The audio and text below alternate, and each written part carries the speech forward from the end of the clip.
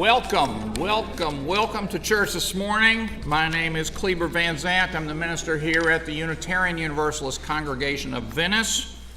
If you'd like to know more about this congregation and its many opportunities for learning, growth, and connection, I hope you'll peruse our calendar on Facebook or on our webpage at uucov.org. If you are watching this on YouTube, please remember to like this video by hitting the thumbs up icon down below. Leave us a note there in the comments section and click the subscribe button on our YouTube channel. Each month we take up a special offering to benefit a local justice or outreach organization. This month's recipient, as I understand it, is Family Promise of South Sarasota County. Does anybody know that is correct? Good, me too. Family Promise's Open Door program gives families with children that are facing homelessness a chance to get back on their feet by helping them with rent payments, deposits, or emergency shelter while housing is being secured. If you would go to our website at uucov.org, you could click the donate button there and give as generously as you can. If you are here in the sanctuary, there are offering boxes at the doors as you leave today. We're so glad you've chosen to join us today. Welcome to church. The prelude, which is Invocation by Darren Wolford, begins our worship.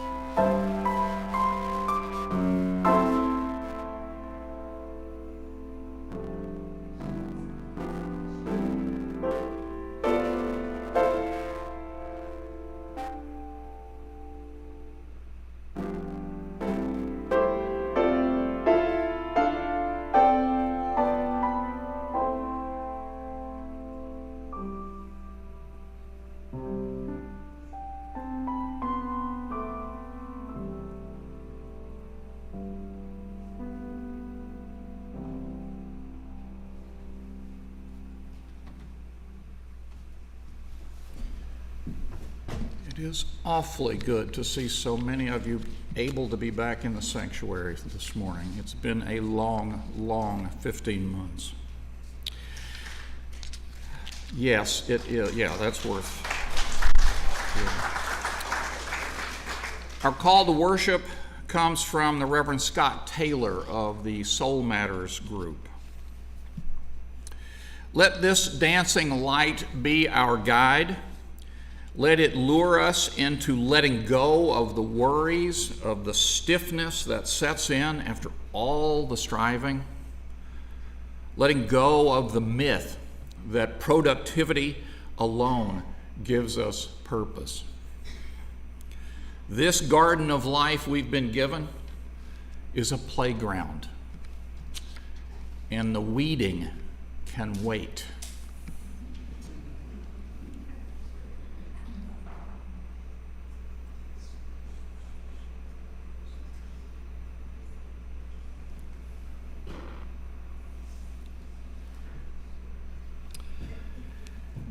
Let us worship together our first hymn will be number 123 in the hymnal, but the lyrics will be on the screens. That is Spirit of Life. We'll sing the first verse in English and the second verse in Spanish, and since so many of us are without masks, I think we can sing out What a New Thing. But I think it might be best to remain seated. We'll try remaining seated for a while. Spirit of Life.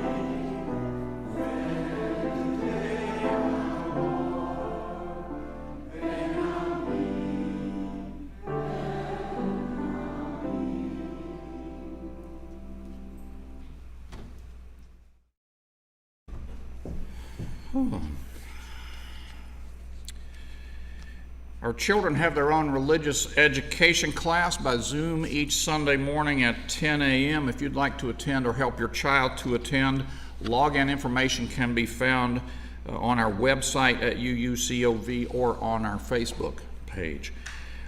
June is Pride Month. And so this week we have the story of Harvey Milk and the rainbow flag.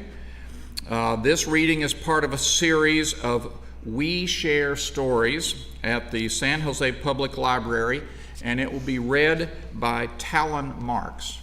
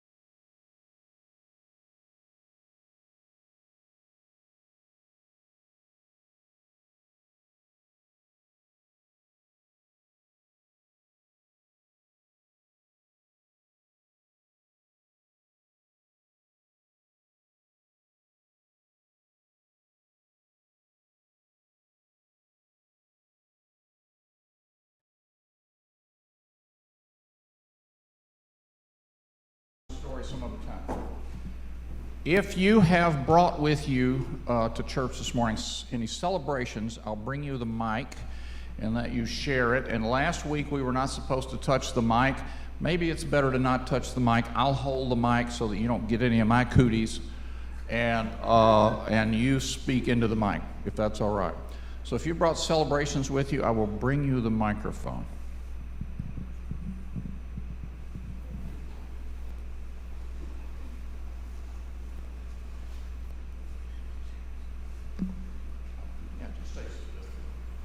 This is from Donna Jewett. It's about Dave. He's back in the hospital, but he had an infected catheter removed. He's going to be going into dialysis, but I've even brought notes here because I don't trust myself. He's recuperating, and he should be out. Donna's always glass half full, today or tomorrow. So his birthday is this coming Thursday. So in lieu of get well cards, please send a birthday card. And if you don't know his address, go to Breeze. All right. Thank you. This is more of an announcement than a celebration, but right after the services, we're having an ARE over in Astor Linder. It is a celebration that we have adult education face-to-face again. Hello, it's Eileen Leapley. Steve and I are leaving for Connecticut tomorrow, and I just want to say I'm going to miss you all very much, but we'll all still be in touch on InTouch and Facebook page and ucov.org and all that, and we'll be back at the end of September. Have a great summer. We shall. Other celebrations?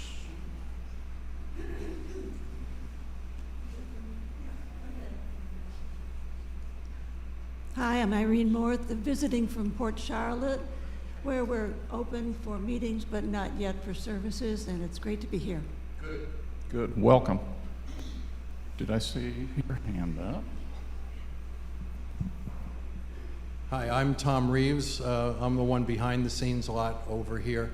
I've been in the church now since October when my wife Pat and I got back from New York, but this coming Thursday we are driving back north.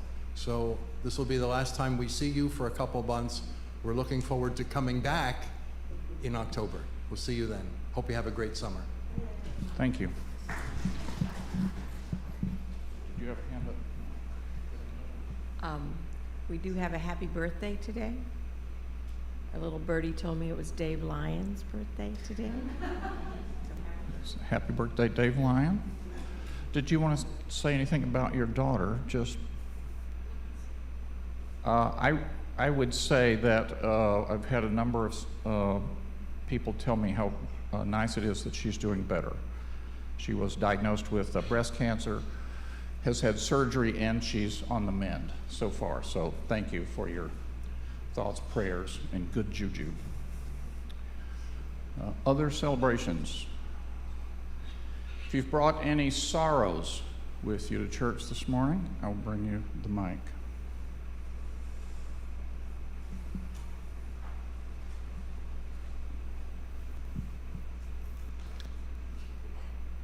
Hi, I'm Peggy Drogosh, and it's not really a sorrow. I just thought I'd short circuit some.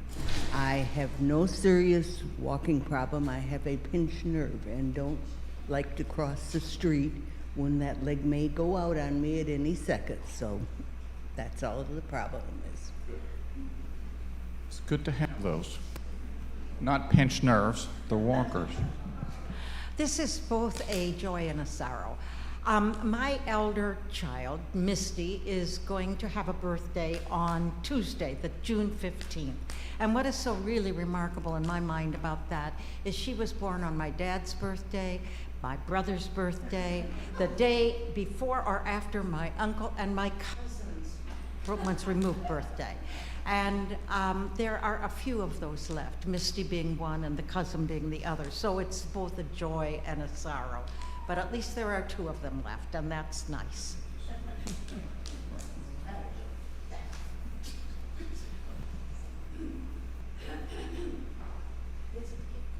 Well, to me, this is more, I'm Donna Schaefer, and Hal and I are leaving on Friday to head to Maine. So this is more of a summer week here, but it's also a wonderful fall week in Maine for the summer too. So it's a mixed blessing, but we'll see you all in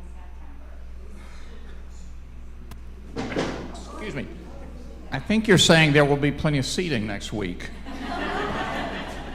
Any other sorrows, concerns?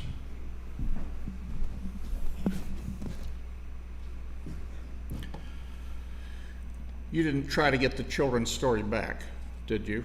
We're just moving on. So may the gratitude and celebrations among us this day become a blessing to us all.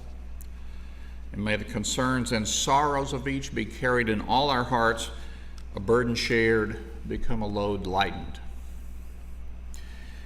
Now let's join together in a spirit of prayer and meditation as we begin with a reading of Wendell Berry's 1987 poem, I Go Among Trees and Sit Still.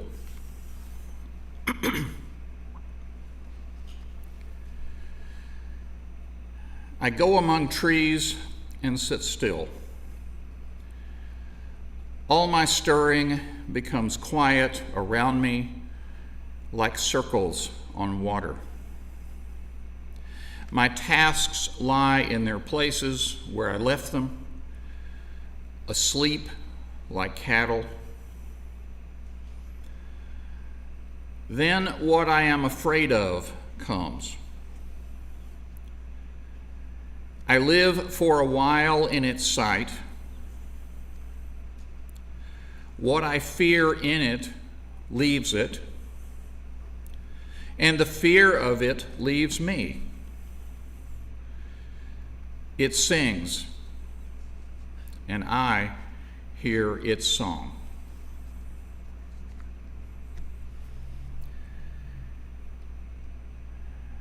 We lift up those in this community who face change, challenge, or loss this day as we hold within our hearts all who suffer.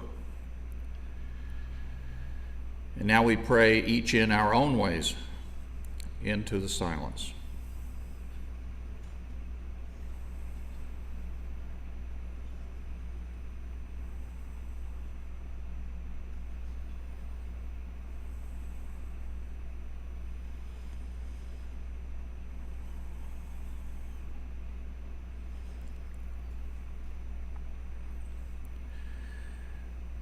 The hopes of this community are offered forth in the names of all those who have gone before and in the names of all those who will come after, in the names of all the helpers of humankind.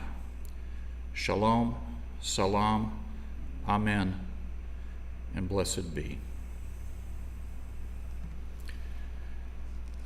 Again, our special offering this month is Family Promise of South Sarasota County's Open Door program. The interlude today is a piece called Rost Certo, brought to you by the Arab Instruments Trio.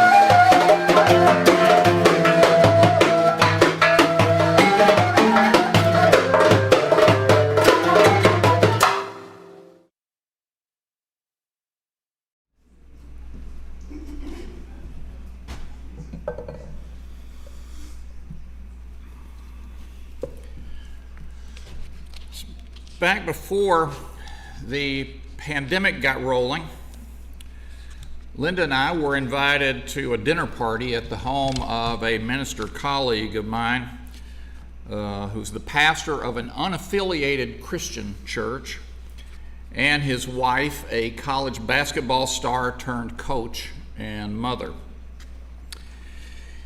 They let us know that the other invitees, I suppose so I wouldn't worry, would include a mother and daughter duo who were members of the pastor's majority black church, another woman, a lay minister in a Presbyterian congregation, and then Linda and I and another Unitarian Universalist lay leader couple.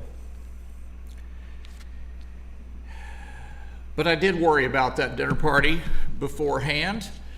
I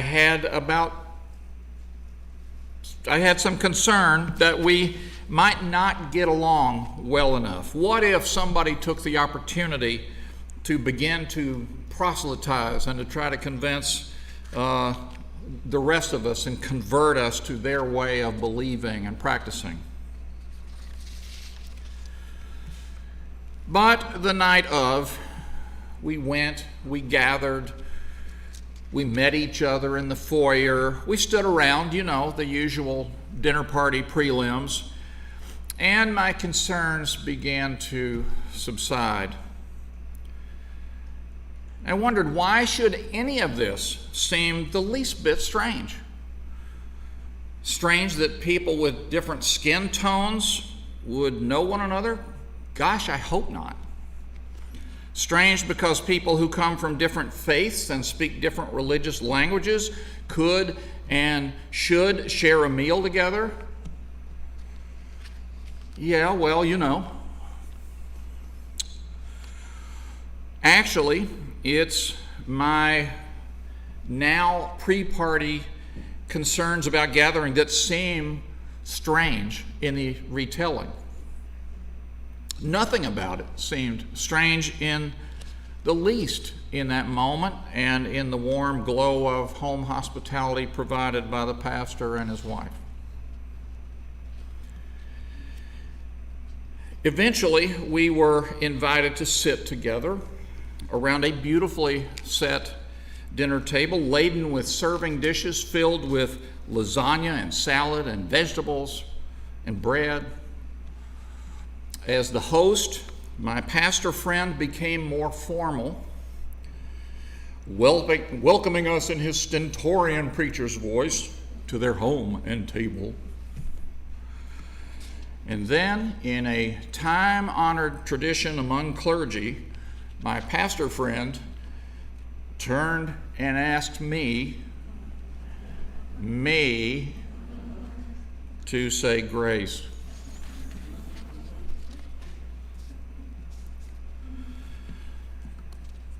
There's a book in my library by Robert Putnam and David Campbell entitled American Grace: How Religion Divides and Unites Us. Putnam's previous book, Bowling Alone, you may know, documented an American populace disengaging from its social structures in a number of ways: growing voter apathy, the much lamented disappearance of the social glue represented by bridge clubs and dinner parties, the bottoming out of union membership, and of course, plummeting church attendance. This book, though, American Grace, goes to great pains to describe the religious landscape in the United States and the various factors, what the authors call religious bridging, that they say allow us, many of us anyway, to live side by side with people of diverse religions and not, as happens in so many other places around the world, hold one another down or blow one another up. The book is quick to point out that not everyone in America attends a church or synagogue or mosque or temple, but most people do, they say, in surveys, identify themselves with one religion or another. And many do practice a religion, and that makes the United States, weirdly enough, one of the most religious countries in the world. There have been shifts, certainly, in the number of adherents practicing particular religions.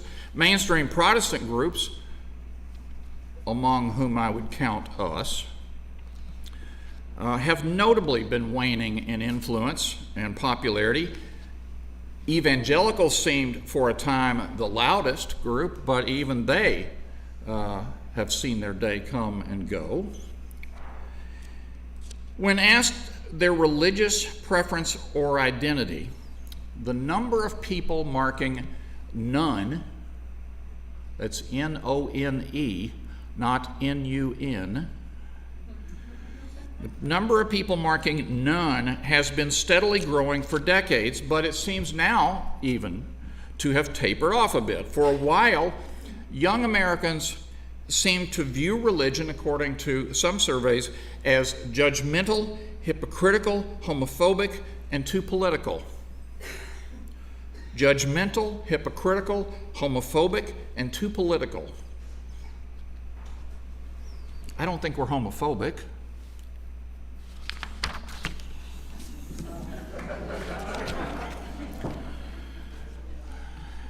Putnam and Campbell say that post-boomer nuns, N-O-N-E-S, while similar to the rest of the U.S. population in terms of education, race, gender, social standing, do differ from the rest in this way. When asked their theological views, they don't answer, like many of us who are now Ancient of Days used to do.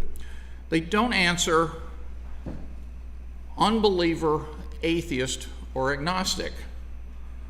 Such rejectionist notions don't seem to have any resonance for them. Most often raised unchurched in non-religious homes, these newer nuns lean heavily to the center and the left of the political spectrum. And while they've generally rejected religious affiliations so far, they are not without spiritual/religious impulses. So think about this. There are people out there who have religious feelings, who feel the need to practice something, even if traditional religion is too confining and regimented and structured. Now, evangelicals are still trying to lure these folks into their megachurches, and they succeed to a degree. But if these post-boomer nuns are by and large in the center and the left politically, socially, religiously, don't they belong with us instead? It's just a thought. Now, on to a question that the authors use in their book. Who's going to heaven? What would you answer? It's not a question we spend a lot of time on around here. In our tradition and in our practice, we're much more, I think, focused on this life and more prone to seek salvation in this world rather than waiting for whatever might or might not happen in the next one, if indeed there is a next one. But authors Putnam and Campbell use just that question about heaven to get at some critical facts about the way in which the religious beliefs and practices that separate us as Americans might be bridged. Who's going to heaven has multiple layers of theological import in it. The first thing I think most of us might want to debate is whether or not there is a heaven, which is so beside the point here. Much more deeply, who's going to heaven has to do with what we think about the nature of existence, about the nature of humanity, about the relationship between divinity and humanity, about the relationship between and among humans, especially between and among humans who believe and practice differently than oneself. Of course, there are undeniable differences between religious traditions and practices and beliefs in these United States.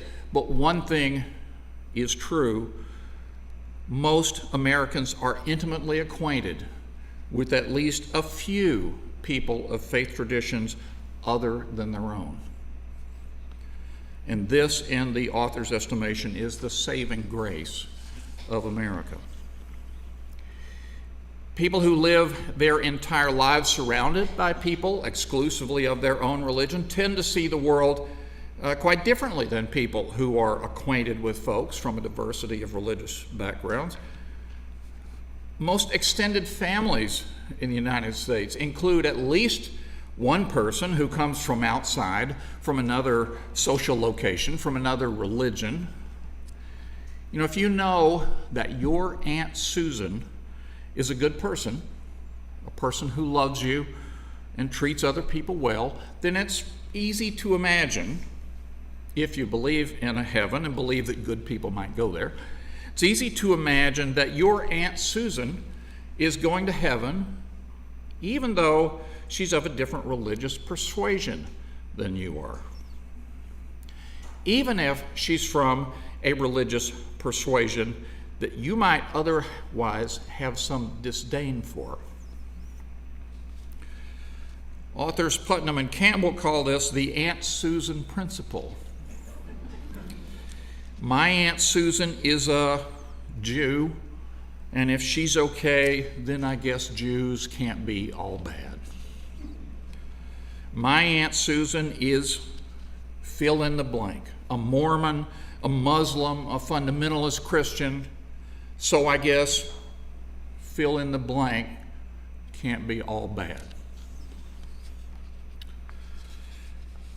The authors describe a corollary to the Aunt Susan principle, the my friend Al phenomenon. When your friends are of a different religion than you tend to be more open to religious difference than you might be otherwise. This happens when you enjoy knitting, for instance, and so you find someone to knit with. Or when you enjoy birding, and so you find someone to go birding with. Sometimes the ones you choose to knit with or bird with, the people you have some affinity with in other areas, happen to be of a different religion, and so you're exposed to diversity in that way, and this has the effect of broadening our horizons and giving us the idea that there may indeed be valuable things to learn from people of other faiths. Perhaps it might even pull us up short when we catch ourselves denigrating other groups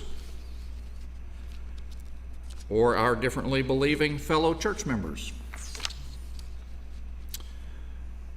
Putnam and Campbell find in their study that most Americans believe that people of other faiths can go to heaven. Oh, sure, there are some who fervently believe that heaven is a tiny little place reserved only for people just like themselves, which reminds me of an old joke. A person who just passed through the pearly gates was being shown around heaven. She was led past the Catholic room where everyone was drinking wine, and then the Lutheran room where everyone was drinking beer. And as they approached the Baptist room, she asked what the Baptists were drinking, and the guide said, "Oh, they would never drink anything, but you have to keep your voice down when we go past because they believe they're the only ones here."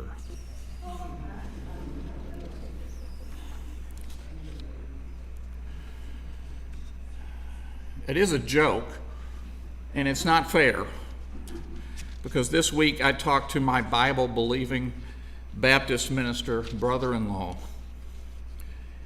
and asked him these questions, and he told me he believed there were good people of many faiths, and he particularly mentioned Islam, who were going to heaven. And it's not just Baptists.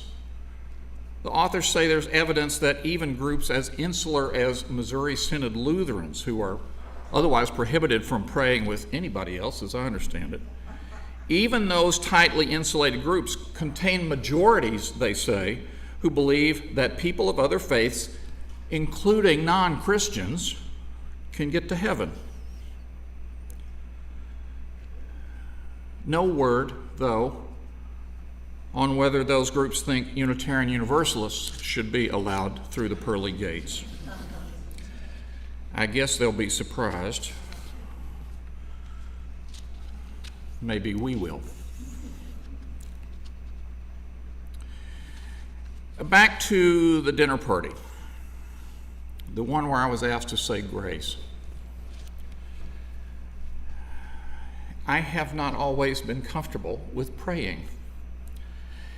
I remember causing quite a hubbub in a college honor society when, as vice president, I refused to say a prayer at the annual dinner. It was huge to me at the time to stand up and say no. I think back on it, I think, why couldn't I have just read a Mary Oliver poem and sat down and gotten over myself? Anyway, I'm better now, I think. And so I accepted that invitation of my pastor friend to bless our meal. I offered thanks to the God we know by many names for that time to be together, for the food we were about to share, and for all the hands that had worked so hard to bring it to that table. No one else there seemed to think it strange that we were sitting together, that we were eating together, that we were playing together, that we were praying together. And so we went about sharing the meal. It turned out to be a lively and festive group assembled there. During the meal, we talked about our kids and our families, about our neighborhoods, about our churches. Often, more often than was comfortable for some, I know, talk turned to questions about theological topics. And it was quickly evident that there was a real diversity around that table, not simply of race, age, family background, rung on the economic ladder, but a real diversity of faith and belief and language and ways of expressing our religious viewpoints. Even with our different backgrounds and languages of faith, we were able to talk about repentance and how we might be forgiven, and about salvation and how we might be saved and what that means, and about ecclesiology and how similarly our very different church communities govern themselves. We talked about the Bible and other religious writings. We talked about how we celebrate Christmas, what we do with Easter. We talked about Martin King and Mahatma Gandhi and Jesus. Oh, there were some gaps between us, but we worked at them. We listened across those gaps to see what each had to say, and we shared from our own experience, our own lives. Sometimes we met in the middle. Sometimes we stood our ground. But we sat, we ate, we talked. I would say we practiced our religions, different though they may have been. And in doing so, we began erecting some bridges across the streams of thought and the rivers of tradition that we have allowed to divide us for far, far, far too long. Through that work together, we got to experience a free and unmerited gift of the universe. I would call it a truly American grace.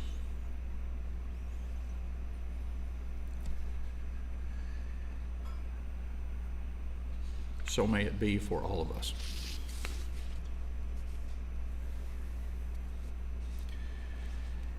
hymn is number 347, Gather the Spirit. I believe verses 1 and 4 will be on the screens.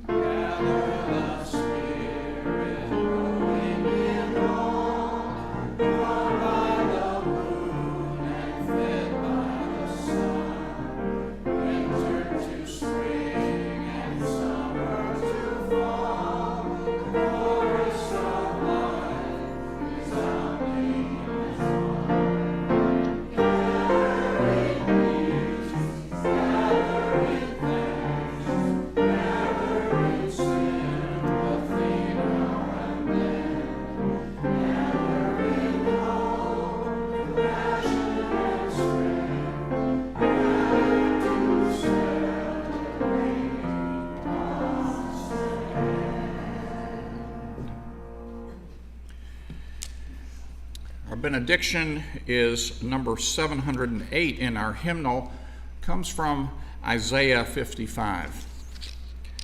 For you shall go out in joy and be led back in peace. The mountains and the hills before you shall burst into song, and all the trees of the field shall clap their hands. Go in peace, walk softly on your paths, and may the light of love shine on you all your days.